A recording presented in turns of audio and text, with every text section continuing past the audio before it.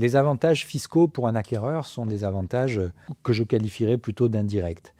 Concernant l'IFI, donc l'impôt sur la fortune immobilière, les acquéreurs ne vont déclarer que la valeur de la nue propriété, puisqu'ils ne sont propriétaires que de la nue propriété. Donc ça, c'est déjà, on va dire, ils sont pas, donc il n'y a pas de la valeur du bien en totalité. Donc ça, c'est intéressant, mais c'est indirect, on va dire.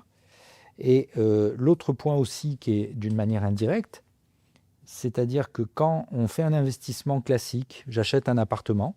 Alors déjà, si on revient sur l'IFI, j'achète un appartement, je vais payer l'IFI en globalité, si j'y suis assujetti, bien entendu. Mais deuxièmement, lorsque je vais percevoir des loyers, eh bien, je vais également être imposé sur ces loyers. Alors que dans le cas d'un viager, vous avez bien compris, on va être uniquement imposé sur l'IFI si on y est assujetti sur la nue propriété.